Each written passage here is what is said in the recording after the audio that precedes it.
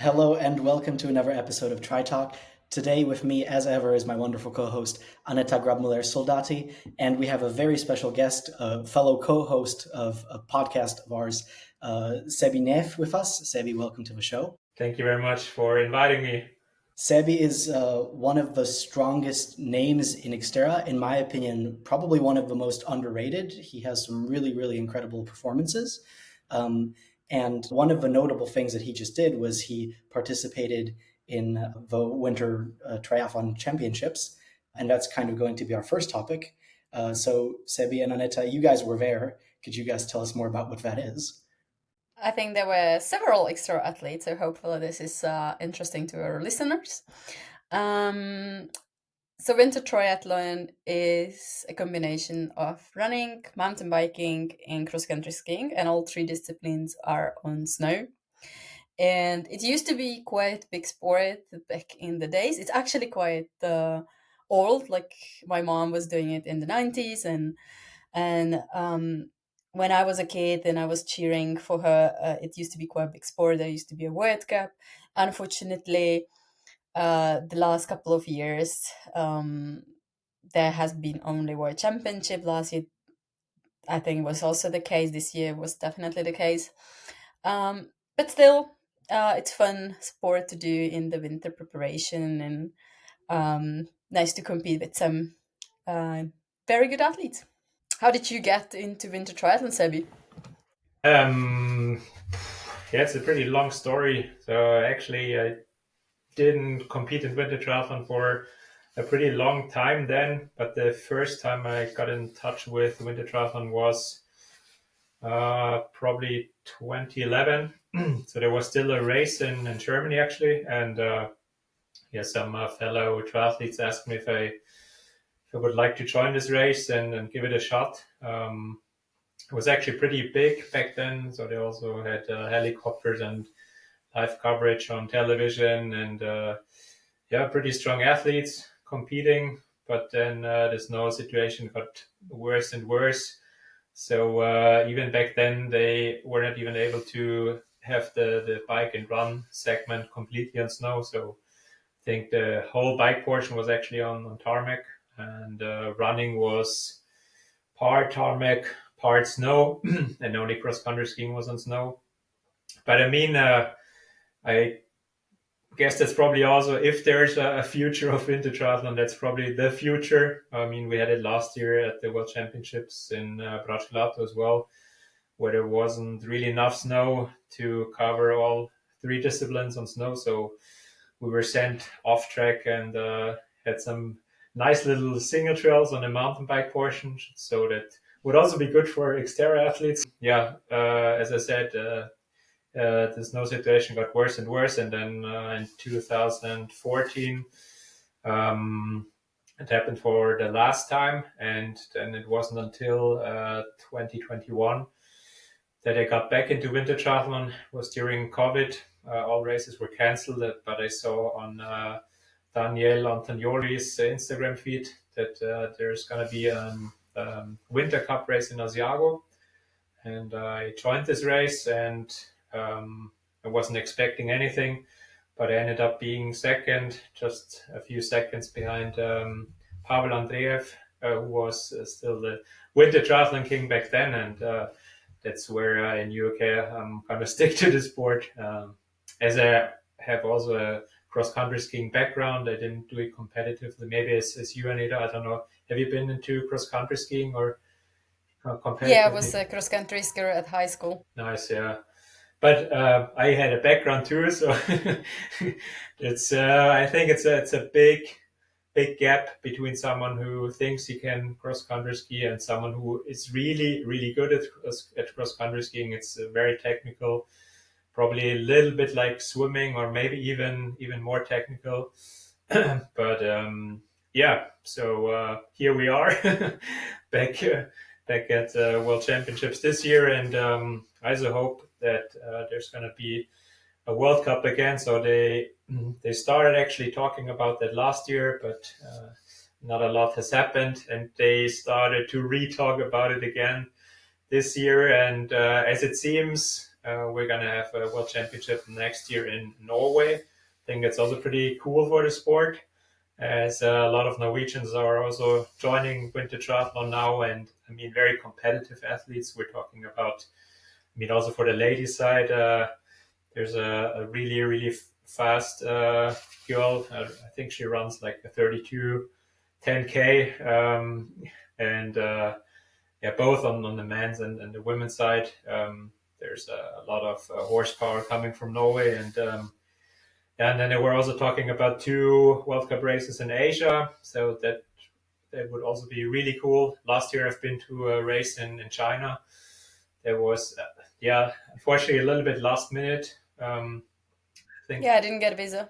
So you would have come as well. Oh Yeah, I man, wanted to come, yeah. but my situation was a bit complicated because I was spending some time in Switzerland. But since I'm not a resident of Switzerland, I couldn't apply for a Chinese visa from Switzerland. I would have to travel either back to Norway or to Czech Republic to apply, and that was way too complicated for the last minute notice. So I couldn't go. No, that's a bummer. Yeah, it was a very cool experience. I mean, when the Chinese are doing something, they really do it extraordinarily. But yeah, maybe we get another chance next year. I mean, it was definitely a very special occasion in Harbin. They have this huge ice village, and it's illuminated at night. And also the place where the competition took place was like a snow village, and we were actually skiing through arches and along some temples in the park, and I think they flew in the grooming machine just for this race, so it was actually impossible to. No, they actually organized a 50K Wasserlope China, which I have done back Okay, in the days as a cross country skier. So yeah, look, racing in China is a very special experience, and I really hope there will be a World Cup next year because I would like to definitely go again. so there is a grooming machine. They drove it over. I mean, we couldn't train anywhere. We had no tracks. Like it was only groomed for on race day. But before that, the only chance I could actually ski was on the frozen river. It just had enough snow, so you didn't slip. But yeah, there was the only chance where you could ski. So there was quite an experience. But Konye was very nice venue for a world championship. It was very well prepared, and it was a very nice race. Um, I think there was a bit of a controversy before we get into the race. Last minute before the start, I think it was 3 days before the start of the event, neutral athletes, at least from Russia, were added on the start line. Um, and historically, winter triathlon has been dominated by Russian athletes. They have been winning every single championship the last 10 years or so. So we knew that the competition is gonna be um, definitely high. Sebi, what was really interesting to me as somebody who isn't necessarily familiar with winter triathlon is we saw a lot of actually Xterra athletes at the start line. I'll just name a few and their results. So probably the best result from all the Xterra athletes was Aneta, who did pretty well, got second at the elite women's.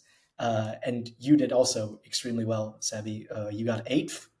Then in the women's side, right behind Aneta, was Helena Karaskova, the Czech legend, followed by Sandra Meyerhofer, another big name in the Xterra circuit. Then further on the women's, we had Karina Vassel in seventh place, and your partner Lorena Errol in 17th.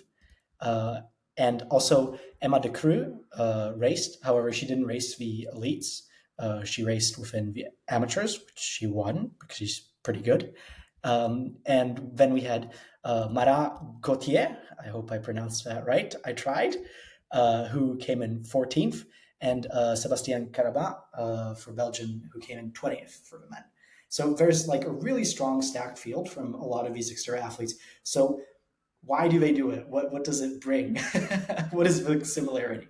Yeah, to be honest, a lot of triathletes have picked up cross country skiing in the last couple of years. So that's why I'm actually surprised that not more triathletes overall are doing winter triathlon, because, as Aneta said in the beginning, it's a very nice opportunity to get some demanding racing during winter time, and it's also very worthwhile to get off your trainer at home from the treadmill and then do something else. And actually, training in snow is a lot of fun. So I hope that more athletes are giving it a shot in the next couple of years. But coming back to the Xterra guys, I think it comes natural to them when you're trail running and mountain biking. Anyways, it's not too different on snow. I mean, of course, you have to practice it a little bit, but it's just a matter of having the right tire pressure, and then it's more, as Emma Ducreux said, it was like Molveno for her on the mushy snow course. So she actually had a lot of fun in riding the mountain bike course. And I mean, most of them, at least those who have somewhat access to alpine regions, get to do a fair bit of cross country skiing as well. And I think that is what brings these athletes here. And I think Konya was also a special setting because it was so close to the French border and was very central, very easy to reach. And I think communication-wise, it wasn't announced a lot earlier than Bracciolato last year. So it was also a very short notice again. So there's definitely room for improvement on that side. I hope for Holmenkollen next year they really announce it way ahead of time, so that'd be really good. But for that, Have some inside info from Norway. They will be applying within the deadline, and they hope that the decision by World Triathlon will be taken very early on, so they can actually announce it already during the summer and prepare a proper World Championship here in Holmenkollen, which is absolutely epic destination. But I don't know how about you, but I felt this year's field was the most competitive that we have had in many years, actually. yeah, definitely. I mean, I can mostly speak from my race, but I guess it was similar in your race.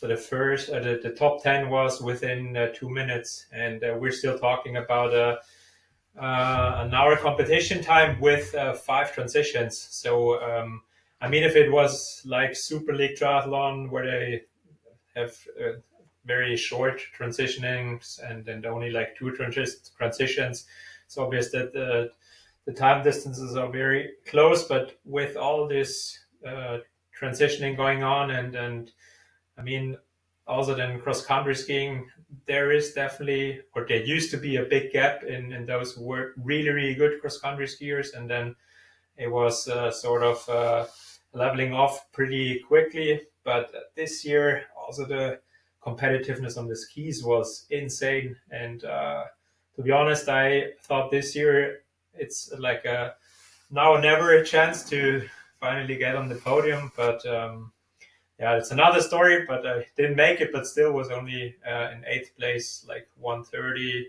140 from first place, and not even a minute to the podium. So there was really, really insane. I mean, we're gonna talk about the controversy about the starting field in a bit, but on the other side, I think it's also good for the sport that it has become so competitive. And because if there's someone winning and the second person comes 10 minutes later, then people say, well, it's not really interesting. But when you have these battles going on all the time, not only between the podium but also generally for top 10 or even further back, that if the whole field is so close together, I think it's definitely a format that has a big chance to grow in the future. Yeah, it was definitely fun to watch the men's race. Our race, even though it was very competitive field, it was the development of the race was not that exciting. I guess it was basically decided on a second lap of the bike on the first lap actually of the bike. I think it's important to note that in Winter Triathlon, we do the triathlon twice. So we start with the run, then we bike, then we ski, and then we again run, bike, and ski. And in the women's field, the women came, the main pack, leading pack came in the first transition together. So um, it was me, Sandra, and the neutral Russian athletes, and a couple of others that came into the transition together, but then we broke it on a bike. I stayed in a second place from then on until the finish line, and there has been nothing much happening. And Sandra was fighting for third with Helena, but Helena, being a 2 times cross country skiing Olympian, obviously had an advantage and finished third, and Sandra finished fourth. I think Sandra was very disappointed with her race because it's been a while since she was not on a podium in Winter Triathlon. She has won last year. So I know that she was very disappointed, but they got second with Team Italy the next day in the relay. So hopefully she got in a better mood afterwards. And you did pretty well on Varelia as well, didn't you? Yeah, we won, which was great for us because we have never won anything. The Czech team was always quite successful, always bringing medals, but none of us, not my mom, not me, not Marek Raufus, the other Czech competitor that I did the relay with, have ever won gold. So it was really, really nice to finally win and beat Team Italy, beat Team Norway, which are strong competitors, and definitely great experience. I'm really happy about that. Tiny bit disappointed with the second place on the individual race because I did want to win, at least until the neutral athletes were added to the start list a couple days before the race. But looking back, I'm really happy with my performance. Like when I compare it to last year, I got like 40 seconds on the run from Sandra, then even more, like, or some more on the bike, and it was just not enough for me to catch on the skis. And this year I managed to run with her and bike with her, and then beat her on the skis. And um, so I'm really, really happy with the progress that I have made over the winter, and it's a good start of the season. Congratulations, that's awesome to hear. I think Thank you. actually, Sebi, you might have a equally interesting experience on in relay because you got to race with your partner, which I imagine must have been really awesome in Yeah. like a very different way. Yeah, I also reread the post that Jon Breivold did, and that was like the things he mentioned like the most. That it was a special honor for him as well to race with his girlfriend in the relay. So yeah, that's actually also the reason why Lorena got into the elite field in winter triathlon, because she very desperately wanted to do the relay with me, and yeah, it was almost about to burst in Norway when we got the first chance, because I almost had a blood poisoning and couldn't do the two races before. But then luckily I could pull it together for the relay. I mean, it was far from competitive, but at least I could start with her, and that is definitely a very special thing. And I think it's also a very nice ending to this whole weekend of racing, that you have the relay on the last day. And yeah, I think for most, well, I mean, if you want to win the relay, it's definitely something else. But I think for most athletes, it's just about having a good time. And yeah, it's really cool to watch, also to within the race, to see how the other athletes are doing, because you have four transitions and everyone's going twice, so there's always something going on. And also on the spectator side, yeah. So speaking of that, we have so many different aspects in this sport that would be so nice if it made its way to the Olympics. I think like 15 or 20 years ago, it was very close to becoming Olympic, and there was, I think there was even a test event, but the Olympic Committee came to this test event, and then they had very terrible conditions. It was raining and not very good, not a very good promotion of the sport. And then I got a bit off the screen, but yeah, we'll give our best to get that back on screen. We'll see. That was with skating, wasn't it? Not with skiing, right? Well, what do you mean with skating? The test event, wasn't it, with skating? No, No? not the testament, but there was another attempt to create a winter triathlon with ice skating. With ice skating?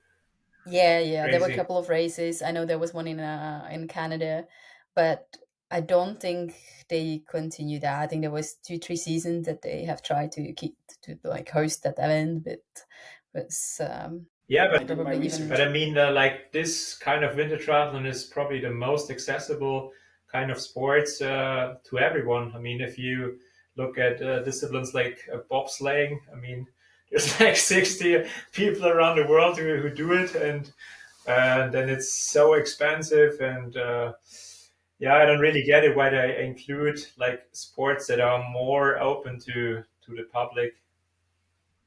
I think the biggest obstacle or like the reason why they didn't want to include it was like just cycling on the snow. Like it was just not being seen as a winter sport. But there's going to be cyclocross in the Olympics in 32, in the one that is supposed to be in France. Was it accepted? For winter Yeah, I believe triathlon, so. there's cyclocross. No, there is cyclocross at the Olympics. Summer Olympics. So Okay, yeah, yeah, Winter. so yeah, yeah. the Winter. argument that we cannot have cycling at the Winter Olympics is no longer valid. Isn't it So- at the Winter Olympics? It's the Winter Yeah. Olympics, right? Yeah, Winter Olympics. We're talking about Winter Olympics here. So I think there is a chance, and if World Triathlon is gonna put a bit more effort in hosting events and putting the calendar ahead of time, and then hopefully it will grow in popularity again. And because the atmosphere that I remember as a kid, when I was traveling with my parents, where there was a World Cup series, and it was so much fun. There were so many people participating, so many people cheering, especially in the German races, and good times. Hopefully, we will experience that again. That sounds really fun. Imagine if they combined the courses and you were racing Fem van Empel and Pug Petersen, and Sebi you were racing Wout van Aert and Mathieu van der Poel. Oh, that'd be sick. That'd Yes. be really cool. But I think we've covered winter triathlon, didn't we? I think so too. So maybe I'll give our traditional rundown of our host to our guests. I've kind of done that to some extent. However, just to see the profile of Sebi, and Sebi, feel free to jump into this at any point if you feel like you disagree, because this is kind of my opinion based on the statistics that I've seen from you. You are somebody who came from middle distance to long distance triathlon, transitioned from the road to Xterra racing. Maybe slightly differently to most of our other guests who come from short course racing. You actually come from middle distance, long distance, which I would also be interested to see how that influenced you. However, I would say that actually your swim is probably your weakest discipline. However, it's not like a super big weakness, I would say. You're really, really strong on the bike. I've seen that the results have been really nice and consistently over the last couple of years. And something that you've done is you've really improved your run, where you've been running really well lately. And so I'd be interested to hear how that has changed. But maybe before I bombard you with all of these questions, I'll give you another one, an overarching one. How do you view yourself as an Xterra athlete or as an off-road triathlete? Yeah, I sort of slipped into cross triathlon racing. I mean, I definitely grew up as a road triathlete. Maybe not as kids grow up in triathlon nowadays. So I was never part of any national federation program where I got any funding or any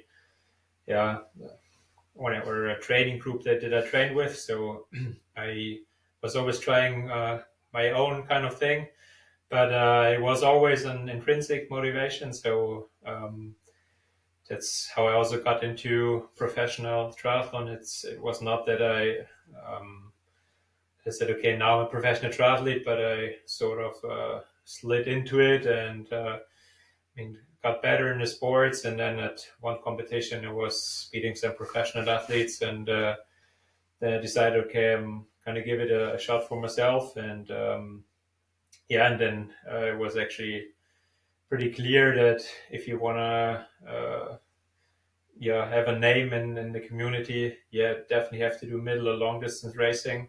And that's where I started my career, and it was actually pretty successful in the first couple of years, until COVID came, and then all of a sudden we had starting fields with over 100 professionals, and that really altered the race dynamics a lot.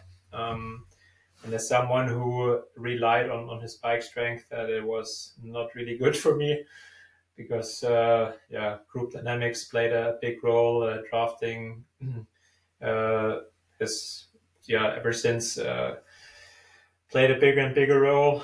And to a degree where I just said, okay, either I'm gonna get my swimming at a very, very good level, or I'll try something else where the bike portion is rewarded a little more than in road triathlon. Um, and then it was last year where I still tried one more time to get a good result on the road, and that didn't work out. And then after that, I said, okay, now I'm gonna fully commit to Xterra, and I haven't regretted this decision ever since. And also, the community is so cool in Xterra, and the people I've met along the way are very extraordinary. And I think I wouldn't have met them in road triathlon, so I'm happy about that. But I'm also not sad that I didn't achieve more in road triathlon. I mean, I gave it my best. I've tried to qualify for the Ironman World Championships. I don't know why, for a couple of years, but either my body wasn't willing or my equipment let me down. And I think it's normal for human beings that you have like a line where you say, okay, until then I can still stand it, but when you go over this line, at some point you just gotta admit that that it's too much. And that it's also so challenging mentally once you cross this line, and then you gotta find something else. So here I am in the Xterra World Cup now. Do you feel like Aneta, do you feel like you've reached your potential Definitely in not. Xterra? Definitely not. You mean in Xterra? Yeah. Yeah. Age-wise, I think it's more of a problem. I think if I had started Xterra maybe 10 years earlier, I probably would have gotten somewhere else. But I mean, right now I'm trying everything that I'm still capable of. But to be honest, like beating someone like Arthur Sergier or Jens Emil is just out of range. Just too old for that. But At the same time, 10 years ago, there was no World Cup. So it's a good time to switch now. definitely. Yeah, the World Cup was definitely also the reason why I switched to Xterra. I thought it's a very good way to get some traveling in, to get to know new places, and to have some fun racing. So that's also definitely a big argument for that. But But did you have any background on a mountain bike, or was that a new skill you had to learn? I was actually mountain biking ever since I was a little kid. So my dad learned me how to mountain bike with 6 years already, and I've done a couple of crossings of the Alps on a mountain bike when I was younger. But it was always for leisure. I didn't want to do it competitively. So road triathlon and then mountain biking was always something completely different. And but more than Xterra, I think I couldn't really show my full potential in long distance racing. That's I think because I was probably at the wrong place at the wrong time. So with like the community I have now, if I had that in road triathlon a couple of years ago, it would have definitely gone in a different direction. That is something that I'm a little bit sad about, but other than that, I'm perfectly fine with everything went, and now I'm trying to look forward and have another good Xterra season. So does that mean that you are fully committed to the Extra World Cup this year? Yeah, definitely. So I'm probably gonna do one or two local races, also for some sponsors. But other than that, yeah, full send for Xterra for the World Cup. How do you feel about the World Cup calendar? It's yeah, I'm very excited about Australia because I'm also going to New Zealand the week after and visit Kieran. So it's also very nice that Kieran actually offered that he's going to take us around, that he offered accommodation and yeah, and really a travel package. So that is really something. Yeah, you got to mention because he's also an athlete himself, and it's definitely not speaking for itself that anyone's doing that. It's a lot of hustle. So thank you very much, Kieran, for that opportunity. And yeah, I'm really looking forward to get down to go to down under. I've only been to New Zealand once before, and never to Australia. So it's going to be a cool experience, but also the other places like Quebec, Alabama, so nice places. And then I'm also excited to go to the UK. Haven't been there yet, and well, we obviously know the other European races, but they're also fun. So yeah, what do you think about the new World Cup? Are you also doing all 7 races? Yeah, it's the plan for now. I will probably um, decide halfway through when I see how my standing is. Um, I mean, I have to going fully pro this year. I have to consider whether it's financially beneficial or even sustainable to race all the races because going to US, going to Canada is very expensive. So we'll see if that's gonna pay off. Um, Also, with the current political situation in the US, I'm not really happy about going there. So I'll see. I'll see, but it is the plan for now. And yeah, it's a busy schedule. When you work or you have a family, it's really difficult. That's why I decided to kind of work less and be able to do it. But But does it mean you're not working at all, or just a very limited amount? Uh, I'm running my non-profit organization, which does take some time, but it's definitely far from last year's commitments to my PhD degree. And the primary focus is now triathlon. But I still have a small baby, I have a 2 years old girl, and it's heartbreaking to leave her so often and for such a long time. Like, if we're going to Australia for 1 week, US, Canada, that's all, at least 1 week trips. And that's really hard. And I will see if I have the mental capacity to do it.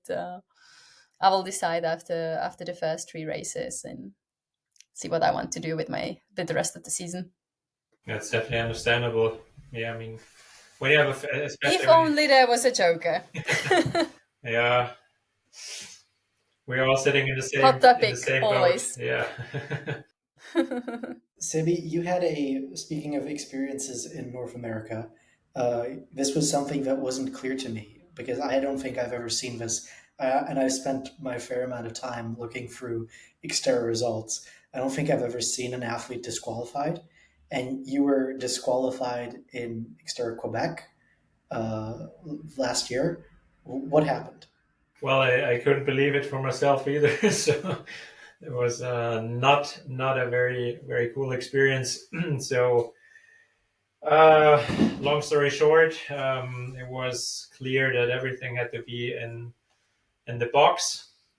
So all used equipment, meaning when you come out of the swim, you had to leave your goggles and swim cap in the box. Once you came off the bike, you had to leave your bike helmet in the box. I mean, if the shoes were still clipped in the pedals, that was fine, but the helmet had to go in the box. Yeah, and apparently my helmet didn't go in the box. It was pretty weird to me because I was very sure that my helmet was in the box, because I've done these mistakes quite often, also in winter triathlon, and that is something now that is very present in my mind to really try to store everything in the box. And yeah, so I got a penalty for that. And unfortunately, no one told me. So we didn't have any support along the course. It's also, yeah, not very easy if all the other athletes have someone along the course, and of course they always know the distances to the other athletes, of and also if they had a penalty or not. But yeah, in this case, no one was telling me, and I also didn't know anything of a penalty, so I was actually not really looking at the penalty board. The other thing was that the penalty board was not at a very good place, anyways. But yeah, I was just not aware of that, and the only thing I thought was if I went back to the finish shoot, maybe I have a glimpse at the penalty box if there's something on it or not. But then I had a very tight round battle with Kieran and Arthur Forvissier, and then I forgot to look at the penalty board. I finished the race, and they told me, yeah, he got disqualified because he had a time penalty and he didn't set it off. I mean, it was 10 seconds, and there was no chance. I asked them if they could just add me some time or anything, but yeah, no arguing was possible. And then a couple of weeks later, at the World Cup race in Czech, they said explicitly in the race briefing, even if you have a penalty, don't sit at the penalty tent and finish the race. You're still not disqualified, but get like some time added up at the end. And I mean, that's perfectly fine. But yeah, a I think that disqualification. might be specific rule because in the Czech Republic we were racing by the Czech rules. Yeah, that's that's So that's what they that said. Yeah, but I mean that's the biggest Xterra's pain, yes, right? Like there are no one rule that apply to all races. Every destination has its own rules, and we need to follow the local rules. I don't know how we athletes are supposed to do that, how we are supposed to familiarize ourselves with every federation's rules, but that's the case for Xterra, right? I'm just wondering, did they have any proof of that helmet? Like, did they take a picture or? So nothing was provided. Funny. yes, And you know what's funny? Exactly the same story happened in Molvena during the short track. And there is even a proof. There was a video. Sandra Mayhofer lost her, I think it was shoe actually. It was not a helmet, it was shoe. She kept it on, and then after the bike, she threw it to her box, but she missed it, and the shoe went outside of the box. And then I think she didn't notice, and she got a penalty, didn't stop, got disqualified. And then she protested against that disqualification. And even though there's a video that was published on Xterra Instagram account, which clearly shows that shoe goes out of the box, somehow the protest was accepted and she did not get disqualified. And the only person that got affected by it was me, because in the overall ranking, she was fifth and I was sixth. But if she was disqualified, I would be fifth.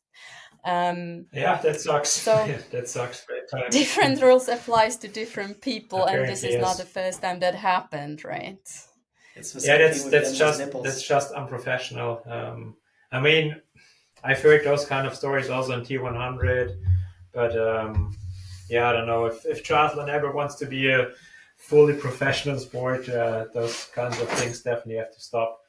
that someone just because he has a big name doesn't get a penalty, and some other athlete because no one cares about them gets a penalty for nothing. That's not the way sports works. I think in all fairness, Xterra is definitely not, as you said, T100. All these organizations, even triathlon, definitely far from the only sport where this happens.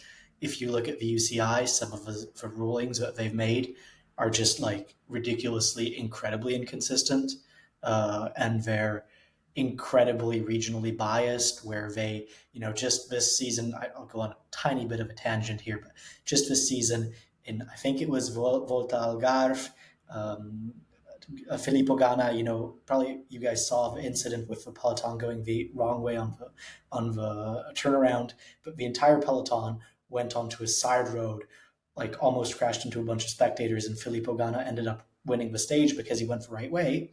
Then the exact same thing happened this week in a French 1 week race, or a small French classic of some sort, except it was a French person who won, and so he wasn't disqualified, or disqualified. Filippo Ganna won, but he wasn't given the win. The French guy was given the win. And so, and the UCI is just full of these sorts of stories where they're just ridiculously inconsistent. So I'd say, I'm a lot into cross country skiing, and these things happen in cross country skiing as well. I don't know if you just watched the World Championship in Trondheim, and one of the skier lost ski, and they did skiathlon where you switch from skating to from classic to Yeah, skating, and you have to change the skis during in the transition. And one of the skier lost the ski, like kicked her ski, and it went away. And apparently it happened to many skiers afterwards. And in cross country skiing, apparently the volunteers can like help you with the equipment in the transition. So when it happened to the first skier, they did nothing. But then when it happened to the skiers afterwards, they already were prepared for the situation, that because it was icy, so it might happen again. And they were helping to the other skiers. And I was like, what? Like, you can get help in transitions. So, and like, it's not the first time that they do sprints. There's a lot of like incidents in between the skiers, and always like some controversy with the judges' decisions. So it happens in all sports. yeah. Apparently, It's how it is, but it's frustrating. it happens in all kinds of sports, but in some sports, there's a lot more money than in triathlon. Yeah. Well, Yeah, for the sure. the down the big downside of that is, I mean, for people who listen to the podcast now, think, well, what are they what are they moaning about? But I mean, for us, it makes a difference. Yeah, if you get prize It money or does. not. Yeah, or in your case, if you're fifth or sixth in the World Cup ranking, I mean, it's also a difference of several thousand difference. euros. And if it's your profession, it makes a big difference. And I think you also have a right to, yeah, to criticize those kinds of things. Then, um, Yeah, I'm a person that is like very obsessed with rules. And I don't know, I live in Norway, everyone respects rules, like but there is a rule, you just respect it. It's just the way it is. And it's, for me, it's just hard to accept that some people like seems that the rules are not to be respected, and they repetitively like break the rules, and then there is an organization that does very little about it. And for me personally, it's just so hard to accept, and I will always fight for justice. I will always speak out, and I will always try to do the right thing. And which might make me unpopular sometimes, but I I don't know. I couldn't live with myself if I broke the rules myself, or if I knew that someone else broke the rules and did nothing about it. wouldn't feel right for me either. Yeah, definitely. And yeah, it's funny that you mentioned Norway, especially. I also had this impression that people there are a lot different. It was also very funny because I did two races before the Winter Triathlon World Championship, one in Norway and one in Italy. And in Norway, I got invited, and it was only for Norwegians, but they were very happy that Lorena and me joined. And then on race day, I figured that my skis were really, really bad.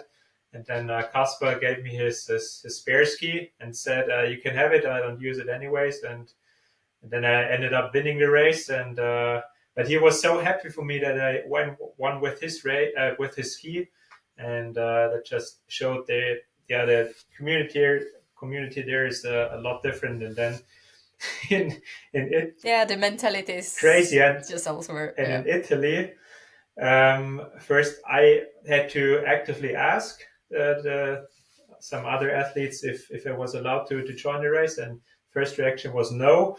And then I kept asking, and then they said, "Okay, you can join the race." And I thought, "Okay, all good. I'm gonna go with the elite guys and have a good battle."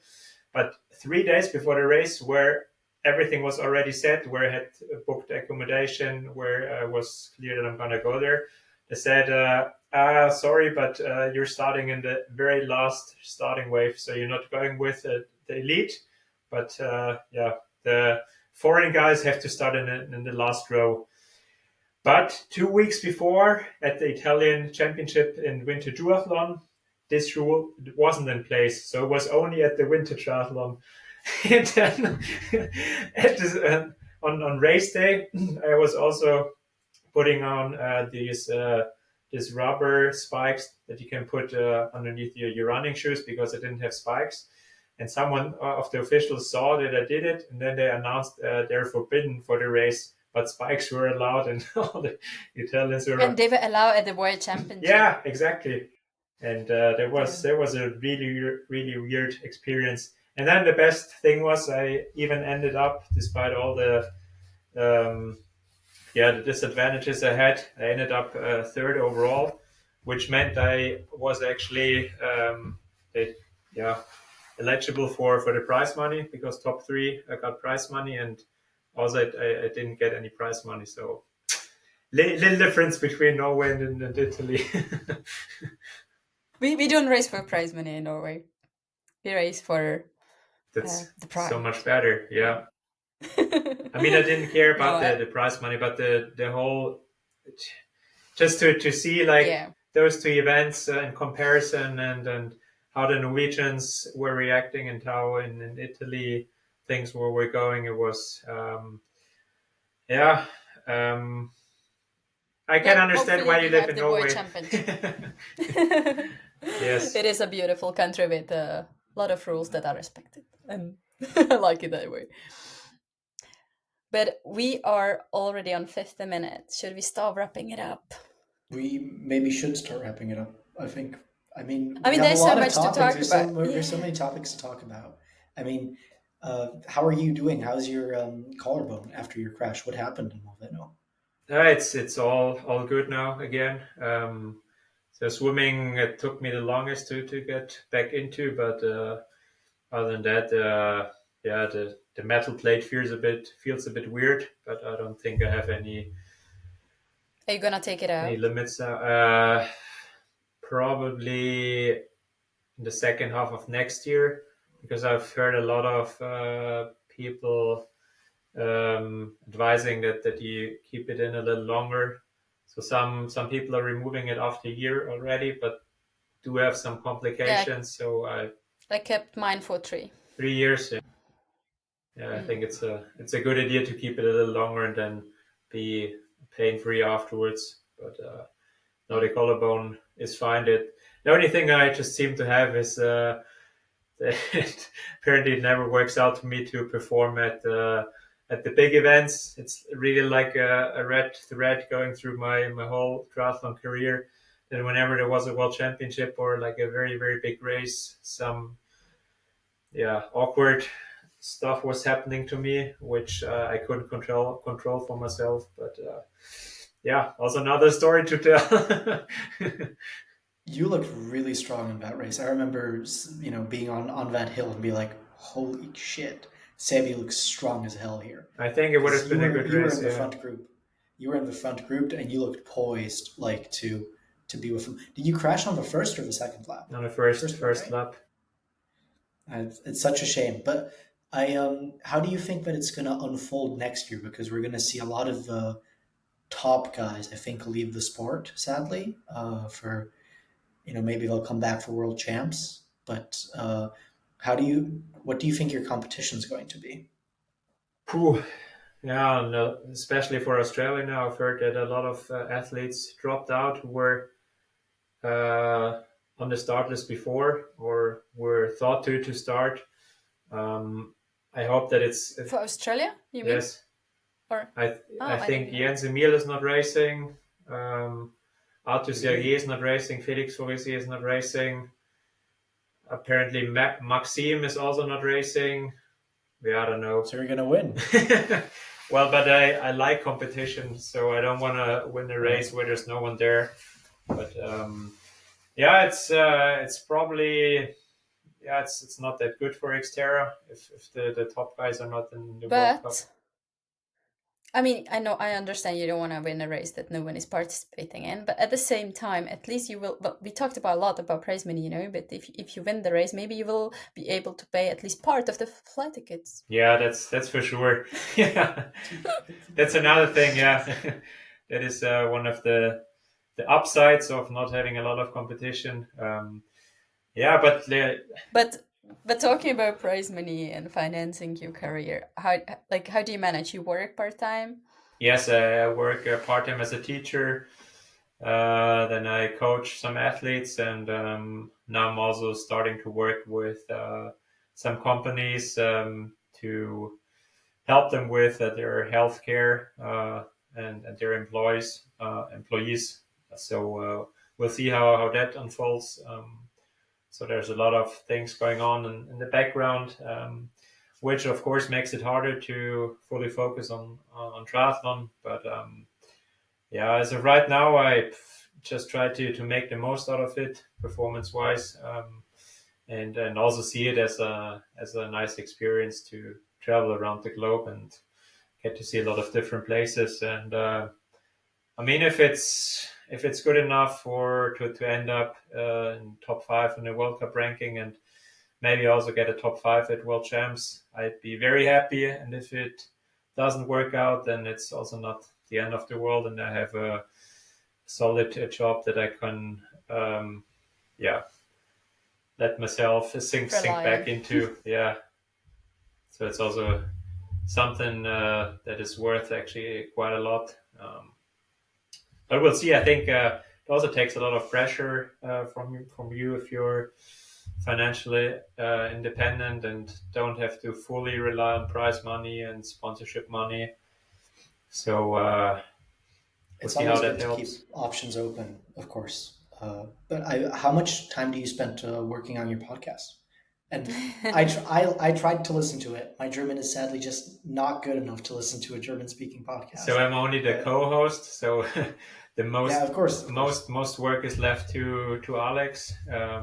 So I'm really the amount of work he puts into the podcast is crazy. He does like 2 or 3 podcasts a week and reaches out to so many different kinds of people. So that also It's a triathlon podcast. yeah, and a very wide All one. triathlon. So it's not only professionals, but he also talks to coaches. He talks to para triathletes. He talks to sometimes also swimmers, to people in the background, and it's very entertaining. We also had some international episodes. Also did a couple of them. With Hans Christian Tungesvik, Yes, right? yeah, Hans Yeah, Christian I was remember that one. yeah was on a podcast too. That was pretty cool. Yeah, but it's only like a side thing I do. So I wish I could focus more on the podcast. But yeah, what we're doing now is some race talks with very big races. We're also going to do an episode in German about Winter Triathlon, and yeah, we'll see. So as you see, there's Where can people find it? it's Klartext Triathlon. It's on Spotify. Yeah, and also on Instagram, you can find everything about the podcast.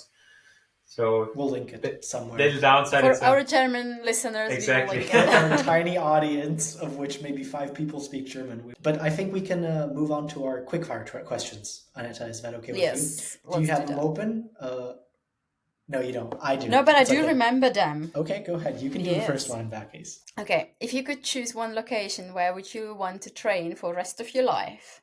Which Which would it location it be? would be? Yeah. I think Norway.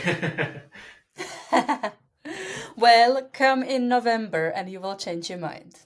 Well, also in Germany, November is very ugly, so Yeah, but we do have a bit of less daylight, a bit more rain. The temperatures are around zero, but it is a character building time. and it's So also about the people around you, not only about the yeah, weather.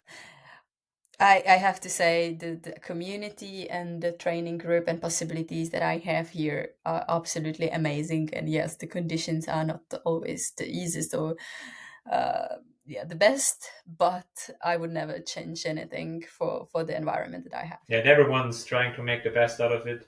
That's the Mm, special thing about the Norwegians, and yeah, they're just great people. Yeah.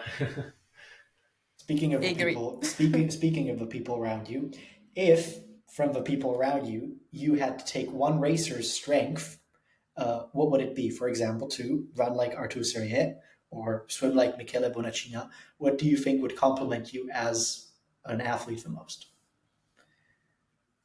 Actually, I don't think I'm that bad of a swimmer. In most races, I've actually been in the front pack, so I only have to pull that together. But yeah, also biking, well, maybe a little stronger, but I think to ride like Jens Emil would also be. I don't know, but the thing that I would really like to was at least for one race run like Arthur Sevier, just to We all want just that. to see how it feels like he's flying down the or yeah flying all over the course. It's just crazy. I mean, he makes it look so Yeah, easy. and I mean But even you're not a bad runner, man. You're a really good runner. but I even in think comparison to Jens Emil, who just ran a 1 or 3 half marathon, and I he know. takes 2 minutes out of him in Molveno. It's insane. I don't know how he does it. it's fatigue resistance. It's Jens went so deep on the first lap he couldn't Probably run. yes. You know, like, and that's we talk about this all the time. It's like fatigue resistance on the bike is so important. None of the guys who run fast, you know, Richard Murray runs a sub 30-minute 10K. What did he run in Moveno? He didn't have a good run. Why? Because he killed himself on the Yeah, bike.